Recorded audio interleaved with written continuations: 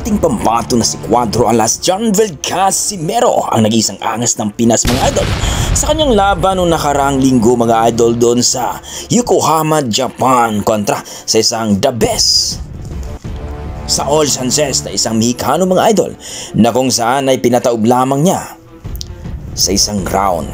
Ika nga mga idol, walang bumibilib o ika nga halos lahat ng mga tao na walang tiwala kay Cuadro Alas Casimero.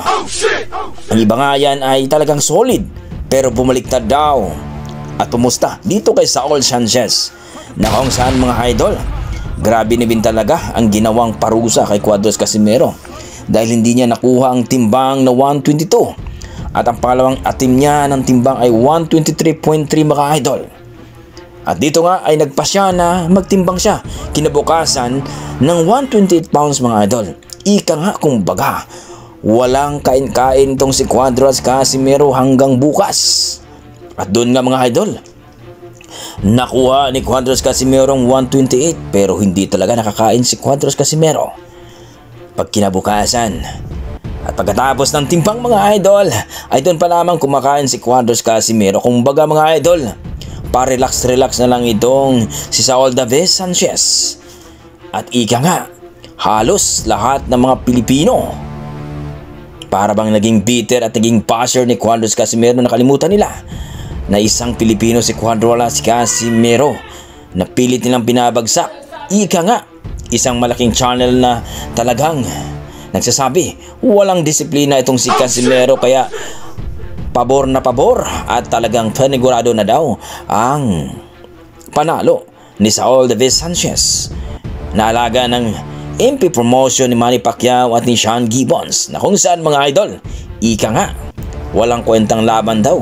Kung baga, marami nga sa Facebook o social media mga idol na kung saan ay malaki ang posta nila kay Saul Sanchez. Dahil ba? Dahil luging-lugi na daw itong si Cuadro Alas Casimero. Well mga idol, pinatunayan ni Cuadro Alas Casimero at may isang salita na tatapusin niya sa isang round lang itong si Saul Sanchez at nagbabala siya sa mga bitter at hitters na kung saan mga idol, iiyak kayo. Tataob sa luna sa isang round itong si Saul Sanchez. Well mga idol, pilit mang pinabagsak.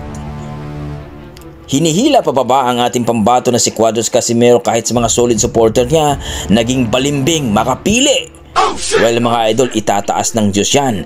At isa ako sa mga nagsasabi, bangon Cuadro Alas Casimero, ipatunayan mo sa iyong sarili at sa buong bansa na ikaw ang nag-isang angas ng Pinas na magbibigay ng karangalan sa ating bansa na buwang loob, may determinasyon na mananalo sa laban. At dito nga mga idol, sa isang round pa lamang ay sigurado bumaliktad at natalo ang mga sulit kuno at mga bitter at mga basher ni Cuadro Alas Casimero mga idol.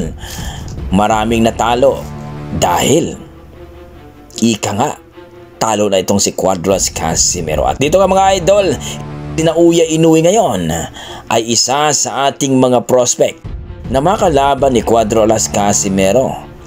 At ayon sa ating mga pinagkakatiwang source mga idol ay inasikaso na daw at pinag-usapan na daw na itong si Casimero at Naoya Inoue ay nasa listahan na daw ni Naoya Inoue itong si Cuadro Alas Casimero para labanan ito. Pero ano mga idol, kailangan natin maintindihan na pagdating ni Naoya Inoue kailangan talaga na magkaroon ng strength conditioning coach itong si Cuadro Alas Casimero para makuha ang timbang na 122 pounds mga idol.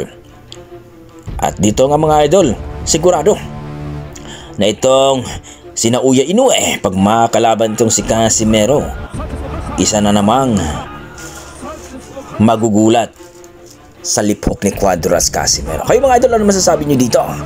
Mas maganda talaga na magharap ang ating pambato na si Alas at itong si Naoya Inoue para malaman kung sino nga ba sa kanila ang monster. Komento mo na sa baba mga idol para ating pag-usapan. Maraming salamat.